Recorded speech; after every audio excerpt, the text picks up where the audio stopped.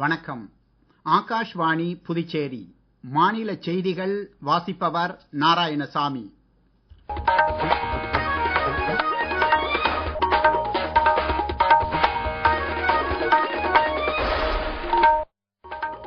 தலைப்புச் செய்திகள். உத்தரப்பிரதேஷ் மாநிலம் ஜேவர் விமான நிலையம் அருகே செமி கண்டக்டர் உற்பத்தி ஆலை ஒன்றை நிறுவும் உத்தேசத்திற்கு மத்திய அமைச்சரவை ஒப்புதல் அளித்துள்ளது. உச்சநீதிமன்றத்தின் தலைமை நீதிபதியாக நீதிபதி பூஷன் ராமகிருஷ்ண கவாய் இன்று பதவியேற்றுக் கொண்டார். 5G தொலைத்தொடர்பு வசதியின் பயன்பாட்டை மிக வேகமாக அமலுக்கு கொண்டு வந்த நாடுகளில் ஒன்றாக இந்தியா திகழ்வதாக மத்திய இணையமைச்சர் டாக்டர் சந்திரசேகர் பெம்மசானி கூறியுள்ளார். புதுச்சேரி கிராமப் பகுதிகளில் அரசு கலை அறிவியல் கல்லூரிகளை தொடக்க நடவடிக்கை எடுக்கப்பட்டு வருவதாக முதலமைச்சர் திரு ரங்கசாமி தெரிவித்துள்ளார். இனி விரிவான செய்திகள். உத்தரப்பிரதேஷ் மாநிலம் ஜேவர் விமான நிலையம் அருகே செமி கண்டக்டர் உற்பத்தி ஆலை ஒன்றை நிறுவும் உத்தேசத்திற்கு மத்திய அமைச்சரவை ஒப்புதல் அளித்துள்ளது. இந்தியா செமி கண்டக்டர் இயக்கத்தின் கீழ் HCL மற்றும் ஃபாக்ஸ்கான் நிறுவனங்களுக்கு இடையிலான கூட்டு தொழில் முயற்சியாக இந்த செமி கண்டக்டர் ஆலை அமைக்கப்படும் என்று மத்திய தகவல் ஒலிபரப்புத்துறை அமைச்சர் திரு அஸ்வினி வைஷ்ணவ் இன்று புதுடில்லியில் செய்தியாளர்களிடம் தெரிவித்தார். இது குறித்து கூடுதல் விவரங்கள். ஜேவர் செமிகண்டக்டர் உற்பத்தி ஆலை மாதம் 36 மில்லியன் செமிகண்டக்டர் சில்லுகளையும் செமிகண்டக்டர் உற்பத்திக்கு தேவையான 20,000 சிலிக்கான் தகடுகளையும் தயாரிக்கும் திறன் கொண்டதாக வடிவமைக்கப்பட உள்ளது. மொத்தம் 3,700 கோடி ரூபாய் முதலீடுகளை ஈர்க்கக்கூடியதாக இந்த ஆலை அமையும் என்றும் மத்திய அமைச்சர் திரு அஸ்வினி வைஷ்ணவ் தெரிவித்தார். இந்தியாவில் ஏற்கனவே 5 செமிகண்டக்டர் உற்பத்தி ஆலைகளை அமைக்கும் பணிகள் பல்வேறு கட்டுமான நிலைகளில் இருப்பதாகவும் புதிதாக உத்தேசிக்கப்பட்டுள்ள 6வது ஆலை செமிகண்டக்டர் துறையில் மேம்படும் பாதையில் இந்தியாவை மேலும் முன்னெடுத்து செல்லும் என்றும் அமைச்சர் கூறினார். இந்தியாவில் புதிய தயாரிப்புகளுக்கான நவீன தொழில்நுட்பங்களை உலக தரத்தில் உருவாக்கும் முயற்சிகளில் 270 உயர்கல்வி நிறுவனங்களும் 70 ஸ்டார்ட் அப் நிறுவனங்களும் ஈடுபட்டுள்ளதாக அமைச்சர் மேலும் தெரிவித்தார். முப்படைகளின் தலைமை தளபதி ஜெனரல் அனில் சௌஹான் இன்று புதுடில்லியில் ராணுவ தளபதி ஜெனரல் உபேந்திர துவிவேதி, விமானப்படை தலைவர் air chief marshal AP Singh, கடற்படை தலைவர் அட்மிரல் தினேஷ் கே திரிபாதி ஆகியோருடன் குடியரசுத் தலைவர் திருமதி திரௌபதி முர்முவை அவரது மாளிகையில் சந்தித்து ஆபரேஷன் சிந்தூர் ராணுவ நடவடிக்கை பற்றிய விவரங்களை எடுத்துக் கூறினார். குறிப்பிடத்தகுந்த வெற்றியுடன் தீவிரவாதத்திற்கு பதிலடி கொடுப்பதில் இந்திய பாதுகாப்பு படையினரின் பங்களிப்பையும் இதில் படையினர் காட்டிய துணிச்சல் மற்றும் அர்ப்பணிப்பு உணர்வையும் பாராட்டி குடியரசுத் தலைவர் சமூக ஊடகத்தில் பதிவு வெளியிட்டுள்ளார். முப்படைகளுக்கு இடையிலான திறம்பட்ட ஒருங்கிணைப்பு மற்றும் நவீன செயல்பாட்டு திட்டங்கள் மூலம் ஆபரேஷன் சிந்தூர் ராணுவ நடவடிக்கை வெற்றிகரமாக மேற்கொள்ளப்பட்டது குறித்து முன்னதாக முப்படை தலைவர்களும் முப்படைகளின் தலைமை தளபதியும் உயர்நிலை அகப்பார்வைகளை தங்களுக்கு இடையில் பகிர்ந்து கொண்டனர்.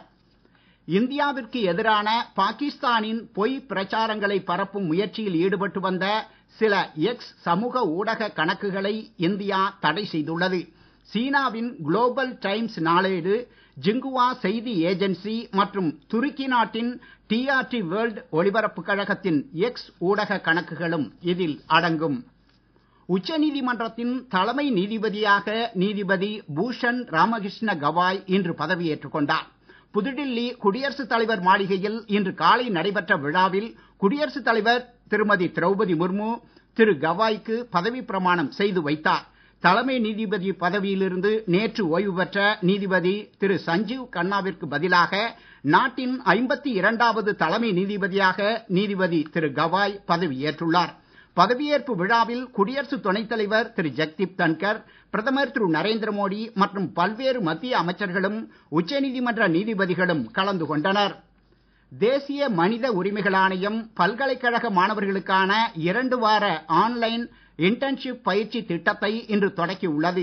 இத்திட்டத்திற்கு மொத்தம் 1795 விண்ணப்பங்கள் பெறப்பட்டதில் 21 மாநிலங்கள் மற்றும் யூனியன் பிரதேசங்களிலிருந்து பல்வேறு பல்கலைக்கழகங்களைச் சேர்ந்த 80 மாணாக்கர்கள் பயிற்சிக்கு தேர்ந்தெடுக்கப்பட்டுள்ளனர்.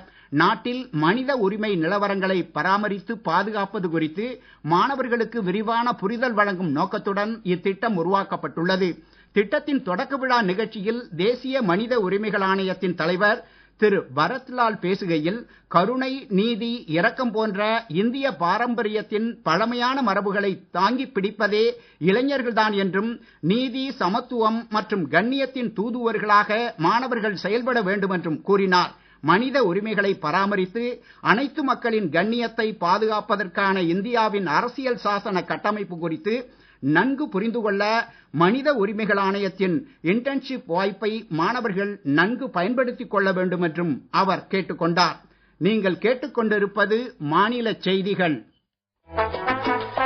நேயர்கள் ஆகாஷ்வாணி செய்திகளை உடனுக்குடன் தெரிந்து கொள்ள எமது புதுச்சேரி மண்டல செய்தி பிரிவின் சமூக ஊடகங்களான @adnews_புதுவை என்ற எக்ஸ் பக்கத்திலும், all India radio news Puducherry என்ற பேஸ்புக் பக்கத்திலும், @RNU புதுச்சேரி என்ற யூடியூப் சேனலிலும் கேட்கலாம். செய்திகள் தொடர்கின்றன. உலக அளவில் 5G தொலைத்தொடர்பு வசதியின் பயன்பாட்டை மிக வேகமாக அமலுக்கு கொண்டு வந்த நாடுகளில் ஒன்றாக இந்தியா திகழ்வதாக மத்திய தகவல் தொடர்புத்துறை இணையமைச்சர் டாக்டர் சந்திரசேகர் பெம்மசானி கூறியுள்ளார். இன்று புதுடில்லியில் பாரத் 6G சர்வதேச மாநாடு மற்றும் கண்காட்சியில் பேசுகையில் அவர் இவ்வாறு கூறினார். அமைச்சரின் உரை குறித்து கூடுதல் விவரங்கள். பிரதமர் திரு நரேந்திர மோடி தலைமையில் இந்தியா 5G புரட்சி ஒன்றை சந்தித்து இருப்பதாகவும், அடுத்த தலைமுறை 6G தொலைத்தொடர்பு வசதிகளை அமல்படுத்துவதிலும் இந்தியா உலக தலைமை ஏற்கும் என்றும் மத்திய அமைச்சர் டாக்டர் சந்திரசேகர பெம்மசானி கூறினார். 6G தொலைத்தொடர்பு வாய்ப்புகளை வெறும் தொழில்நுட்ப மாற்றமாக அன்றி புதிய போக்குகளை நிர்ணயிப்பதற்கான தேசிய இயக்கமாக எடுத்துக்கொள்ள வேண்டும் என்றும் அவர் குறிப்பிட்டார். 6G தொலைத்தொடர்பு வசதிகளின் அமலாக்கத்தில் முன்னோடி நாடாக இந்தியாவை மேம்படுத்துவதற்கான செயல் திட்டத்தின் ஒரு பகுதியாக ஏற்பாடு செய்யப்பட்டுள்ள பாரத் 6G மாநாட்டில் உலக அளவிலான தொழில்நுட்ப நிபுணர்கள் மற்றும் ஆராய்ச்சியாளர்களும் கொள்கை வகுப்பாளர்களும் பங்கேற்றுள்ளனர். புதுச்சேரி கிராம பகுதிகளில் அரசு கலை அறிவியல் கல்லூரிகளை தொடக்க நடவடிக்கை எடுக்கப்பட்டு வருவதாக முதலமைச்சர் திரு ரங்கசாமி தெரிவித்துள்ளார். இன்று இந்திரா காந்தி அரசு கலை அறிவியல் கல்லூரியின் ஆண்டு விழாவில் உரையாற்றிய அவர், கலை அறிவியல் பயின்றவர்கள்தான் உயர்நிலை நிர்வாக பதவிகளுக்கு உயர்வதால் கலை அறிவியல் கல்லூரி மாணவர்கள் தாழ்வு மனப்பான்மை கொள்ள தேவையில்லை என்றார். புதுச்சேரி இந்திரா காந்தி அரசு கலை அறிவியல் கல்லூரி தேசிய அளவிலான தரவரிசை பட்டியலில் 150 முதல் 200 வரையிலான பிரிவில் இடம்பெற்றிருப்பது பெருமைக்குரியது என்றும் அவர் கூறினார். விழாவில் சட்டப்பேரவைத் தலைவர் திரு ஆர் செல்வம், சட்டமன்ற உறுப்பினர்கள் திரு ஏகேடி ஆறுமுகம், திரு KSP ரமேஷ், உயர்கல்வித்துறை செயலர் திரு அமன் சர்மா உள்ளிட்டோர் கலந்து கொண்டனர். புதுச்சேரியில் இன்று பிள்ளையார் குப்பத்தில் நடைபெற்ற கூத்தாண்டவர் கோயில் தேரோட்டத்தை அமைச்சர் திரு சாய் ஜே சரவணன்குமார் வடம் பிடித்து தொடக்கி வைத்தார். கூத்தாண்டவர் கோவில் சித்திரை விழாவின் ஒரு பகுதியாக நேற்று நடைபெற்ற திருக்கல்யாண வைபவம் மற்றும் திருவீதியுலாவில் ஏராளமான திருநங்கைகள் உட்பட பெரும் எண்ணிக்கையில் பக்தர்கள் கலந்து கொண்டனர். இவ்விழாவில் இன்று மாலை அழுகல நிகழ்ச்சியும் வரும் 29ஆம் தேதி படுகளம் எழுப்புதல் நிகழ்ச்சியும் நடைபெற உள்ளது. உழவர்கரை நகராட்சிக்கு உட்பட்ட அனைத்து வார்டுகளிலும் கடந்த நிதியாண்டிற்கான வீட்டு வரி மற்றும் சொத்து வரியை இதுவரை செலுத்தாதவர்களுக்கு வரும் 23ஆம் தேதி வரை வட்டி இல்லாமல் வரி செலுத்த கால நீட்டிப்பு வழங்கப்பட்டுள்ளது. இதையும் பயன்படுத்திக் கொள்ள தவறினால் முந்தைய ஆண்டைப் போலவே இம்முறையும் 10% வட்டி விதிக்கப்படும் என நகராட்சி நிர்வாகம் தெரிவித்துள்ளது. வளிமண்டல கீழடுக்கு சுழற்சி காரணமாக வரும் 20ஆம் தேதி வரை தமிழகத்தில் ஒரு சில இடங்களிலும் புதுச்சேரி காரைக்கால் பகுதிகளிலும் லேசானது முதல் மிதமான மழை பெய்யக்கூடும் என சென்னை வானிலை ஆய்வு மையம் தெரிவித்துள்ளது.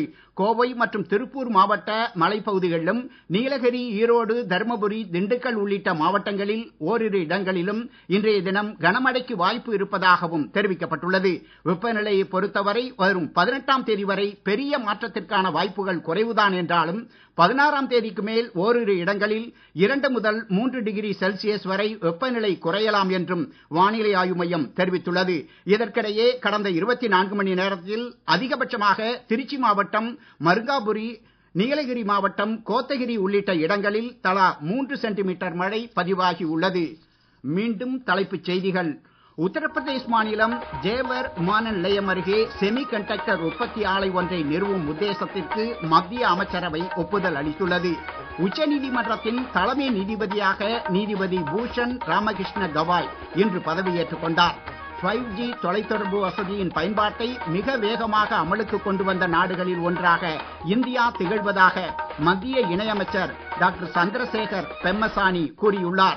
புதுச்சேரி கிராம பகுதிகளில் அரசு கலை அறிவியல் கல்லூரிகளை தொடக்க நடவடிக்கை எடுக்கப்பட்டு வருவதாக முதலமைச்சர் திரு ரங்கசாமி தெரிவித்துள்ளார். இத்துடன் இந்த செய்தி அறிக்கை நிறைவு பெறுகிறது. வணக்கம்.